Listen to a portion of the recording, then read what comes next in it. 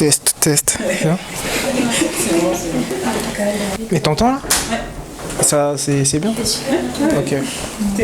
Alors, je m'appelle Brian, j'ai 22 ans, je suis étudiant, à côté de ça, je fais un peu de musique, je suis en licence d'art justement en musique. Et je vais vous parler de mon expérience dans le domaine scolaire en matière d'homme noir, enfin d'enfant noir, qui est devenu un homme noir par la suite. Et en gros, ce qui s'est passé, c'est que en CE1, je suis arrivé dans une classe où, bon, c'était une classe de ZEP, j'avais déjà fait le CP avant, et ça s'était plutôt bien passé, mais je suis tombé sur une prof qui était assez sévère. Elle était très âgée, elle était un peu de la vieille école, donc elle avait sa manière de travailler, elle était très stricte et tout. Mais il y a un truc qui m'a pas interpellé sur le moment, parce que j'étais trop jeune pour le savoir, mais par la suite, j'ai eu ce déclic-là de me dire qu'elle était très stricte, mais encore plus stricte avec les enfants, des enfants issus de l'immigration. Je sais pas si vous voyez ce que je veux dire, mais en gros, voilà quoi. Et j'avais un pote à moi, qui est encore mon pote aujourd'hui, il venait d'arriver de Côte d'Ivoire. Et il savait pas encore lire, parce que bon voilà, il savait pas encore lire et tout. Et elle, au mieux de, je sais pas, de mettre un tutorat en place ou voilà, utiliser une forme de pédagogie positive, non, elle lui mettait des trucs à lire comme ça devant la classe. Et au final, il y avait pas mal d'élèves qui rigolaient, ou voilà, c'était pas du tout pédagogique, sa manière de bosser. Et ça, déjà, c'est un truc qui m'avait marqué à l'époque. Après, à côté de ça, bon, il n'y a pas de faits marquants, mais c'est vrai que, voilà, par la suite, je me suis dit que quand c'était parce que c'était une personne blanche, et quand c'était avec des élèves blancs, bah, il n'y avait pas de soucis, même des perturbateurs, elle les calculait même pas. Et quand c'était des maghrébins ou des noirs, bah là, directement, elle montait au créneau. Donc voilà, par la suite, je trouvais ça suspect, mais bon. Et ensuite, ce qui s'est passé, c'est en CM1. En CM1, je suis tombé aussi sur une prof, mais elle, c'était pas avec les autres élèves, c'était avec moi. On dirait qu'elle avait un problème avec moi, je sais pas pourquoi. Pendant toute l'année, en fait, à chaque fois qu'elle pouvait m'afficher devant la classe, elle le faisait. Ça veut dire que parfois elle passait, elle allait regarder ma case. Bon, j'étais un peu désordonné, parce que voilà, j'avais quoi, je suis en CM1, j'ai 8 ans, j'étais un peu désordonné, ma case elle était pas rangée, il y avait des feuilles volantes et tout. Elle prend le truc, elle le balance par terre, elle dit range, ou sinon elle fouille dans mon sac, elle ouvre mon sac, elle regarde mon classeur, s'il est rangé, si c'est pas rangé, elle jette tout par terre devant la classe. La récré, ça devait être à 10h, elle faisait ça vers 9h40, comme ça je rate la récré. Et vas-y, moi j'étais là en mode, bon, c'est la prof, donc je peux rien dire. Genre, c'est moi qui ai tort, ou c'est... Voilà.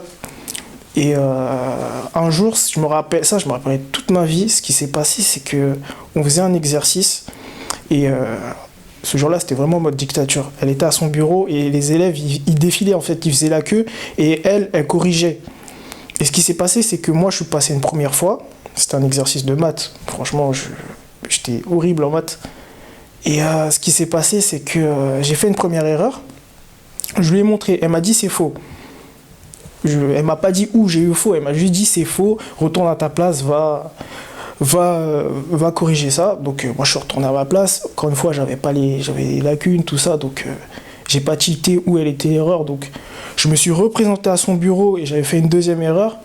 Ce qu'elle a fait, c'est qu'elle a pris mon cahier, elle me l'a foutu comme ça au visage, elle me l'a balancé, genre elle me l'a jeté et tout, devant tout le monde, et les gens ils me regardaient comme ça et tout. Et moi, j'étais choqué, genre j'ai rien dit sur le moment, je suis parti m'asseoir, tout ça, et je continue mon exercice, et avec du recul, j'ai la haine un peu, parce que je sais qu'à cet âge-là, et même un peu avant, à partir de 16 ans, tout ça, 15 ans, ça serait pas passé de la même manière. Mais voilà. Et puis même, j'ai pas pris l'initiative d'aller voir mon père ou ma mère pour en parler, tout ça, parce que normalement, ça, c'est des situations où c'est obligé de faire remonter l'information.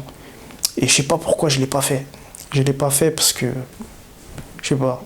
À l'époque, déjà, j'étais très timide et je parlais pas beaucoup de mes problèmes. Et en plus de ça, mes parents, ils étaient en instance de divorce, donc voilà, je parlais pas, j'avais pas trop envie d'aller les voir pour les embêter ou des trucs comme ça. Et ça veut dire que. Et ça aussi, ça justifie le fait que j'avais pas du tout envie de travailler à l'école. Que ça entraînait le fait que j'avais des lacunes. Mais bon, normalement, je pense que c'est le travail d'un professeur de déceler ce type de situation-là quand il y a un enfant qui a des problèmes familiaux, tout ça, et d'encadrer, de faire remonter les informations.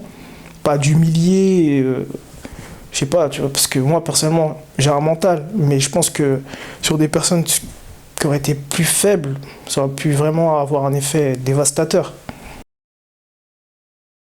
Sur mon expérience à partir de la fac, parce qu'entre-temps, vraiment, il n'y a pas de fait marquant, en fait. Il n'y a pas de réel fait marquant dans le sens où je suis jamais tombé sur des professeurs qui étaient racistes, ou du moins s'ils l'étaient, ils nous ont jamais montré directement, et puis on n'avait pas forcément comment dire, la faculté à déceler les petits signes et tout, donc voilà. Et puis encore une fois, comme on était en ZEP, au collège, moi j'ai grandi en cité, il y avait toute la cité. Au lycée, pareil, il y a des gens d'ailleurs, mais ils venaient aussi de quartier aussi, donc on était entre nous, entre guillemets, donc il n'y avait pas vraiment une personne qui serait présentée comme raciste, automatiquement, elle aurait été l'intrus. Donc voilà, il n'y a pas eu d'éléments marquants du collège au lycée.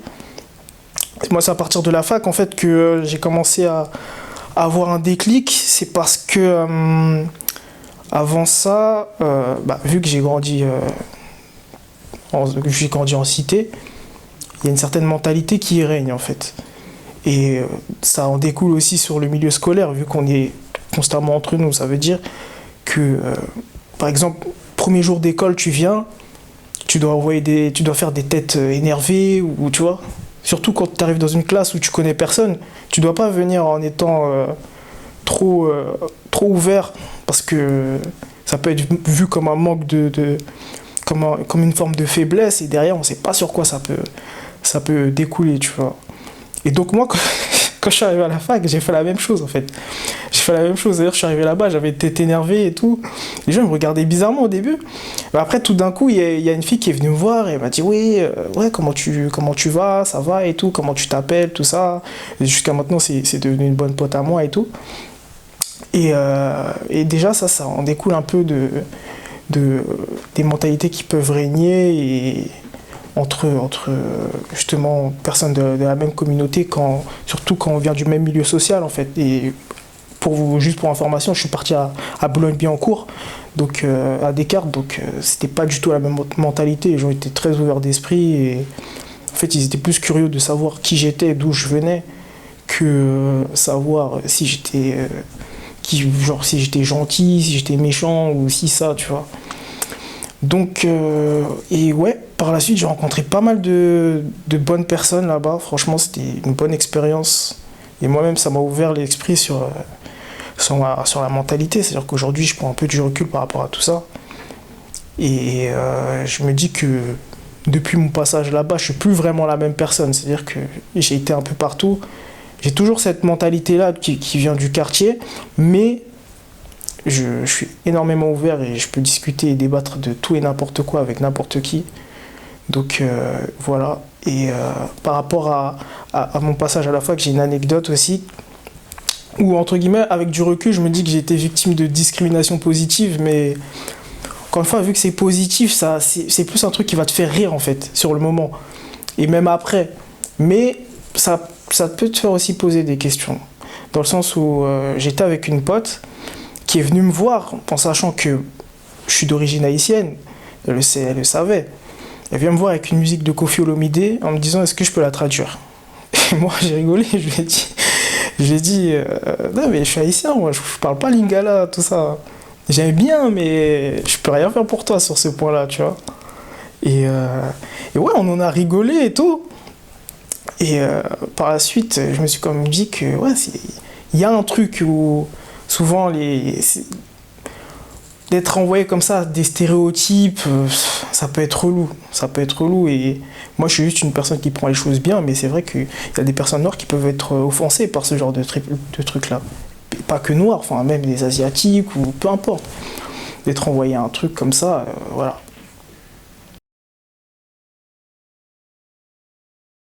Est-ce que ton passage à la primaire, il a influencé aussi tes réactions face à ce genre de discrimination, qu'elle soit positive ou non? Genre, est-ce que ton passage à la primaire, ça t'a renforcé d'une certaine manière à prendre les choses mieux? Ouais, carrément. Carrément, ça m'a forgé un peu.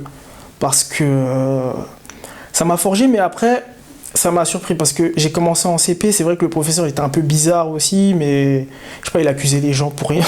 Il accusait les gens pour rien, il était bizarre en fait. Mais après, à partir de la CE2, je suis quand même tombé sur un prof qui était cool. Donc je me suis dit, ah, il n'y a pas que des fous en tant que professeur. Et encore, elle m'a fait. D'ailleurs, j'ai un truc que j'ai oublié de dire, elle m'a fait redoubler aussi ma CM1 à ma prof. Parce qu'elle avait vraiment un problème avec moi. Et encore une autre anecdote, c'est que à la fin du troisième trimestre, en CM1, elle a fait un bilan pour savoir qui passait pas. D'ailleurs, elle a fait devant toute la classe. C'est-à-dire qu'encore une fois, elle a affiché les personnes qui passaient et les personnes qui ne passaient pas. Et donc, pour les personnes qui passaient, en l'occurrence, je ne vais pas dire qu'elle a fait redoubler des noirs, je ne vais pas mentir. Il y a des gens qui sont passés. Moi, si je ne suis pas passé, c'est parce que je n'avais pas bossé. Mais parce que j'avais des problèmes familiaux et qu'elle n'a pas cherché elle n'a pas cherché à savoir, bref. Et donc, elle faisait un bilan de l'année en disant sur quoi l'élève pouvait s'améliorer l'année prochaine, ce qui est plutôt bien. Mais après, quand elle est tombée sur moi, elle m'a dit, ah bon, Brian, toi tu sais, hein, tu redoubles, hein, voilà, hein. De toute façon, t'es pas étonné, de toute façon. Mais genre, elle se moquait de moi, limite. Genre, elle se moquait de moi, elle n'a pas cherché à comprendre tout ça. Et en plus, ce jour-là, je me rappelle que j'avais envie de lui dire que j'avais vraiment des problèmes familiaux et tout, mais bon, après, ça m'a dégoûté sur le moment. J'étais là, j'acquiesçais, j'étais en mode, ah oui, oui, oui. Je parlais pas. Et oui, donc pour répondre à la question, c'est que ouais, c'est tout ça qui m'a forgé en fait. C'est tout ça qui m'a forgé, surtout dans le milieu scolaire, à prendre du recul sur les situations. Voilà, en sachant que peu importe la situation, il y a toujours cette hiérarchie-là entre l'élève et le professeur, et on va toujours valoriser le professeur dans les situations, même où parfois il y a eu des histoires de professeurs qui avaient insulté, ou même j'ai entendu des histoires d'élèves qui se battaient avec des profs, sachant que parfois c'était le prof qui avait une réaction un peu excessive avec un élève en difficulté. Au final, c'est l'élève en difficulté qu'on a jarté en fait. Donc voilà. Et tu dis que le collège et le lycée, c'était des périodes où tu as eu le moins de traumatismes ou de choses, d'anecdotes dans ce genre. Mais est-ce que c'est dû à un milieu vraiment social ou c'est dû aussi au fait que toi, tu as changé aussi ta mentalité un peu? Non, franchement, je pense que ça n'a rien à voir avec la mentalité parce que à cette période-là, j'étais encore dans mon délire en fait. Je connaissais pas genre, ce qui se passait ailleurs, je connaissais pas. C'est-à-dire que ça m'était totalement inconnu en fait. Donc j'étais dans ma zone de confort et voilà, on avait des amis, tout ça. Et au niveau des professeurs, non, franchement, je retiens pas grand-chose vraiment pas grand-chose de ce point-là. Mais c'est surtout entre les élèves où souvent il se passait ce qui pouvait se passer, quoi. Que ce soit des fois, ça pouvait être de l'agressivité à cet âge-là, c'est normal. Que ce soit de l'agressivité ou des moqueries ou des choses comme ça. Mais voilà, des fois, t'es obligé, c'est comme ça en fait. Du coup, il faudrait que tu dises c'est quoi ta punchline? Punchline, merci madame d'avoir été une connasse avec moi. C'est grâce à toi que je suis la personne que je suis aujourd'hui et voilà, merci. C'est bon, merci.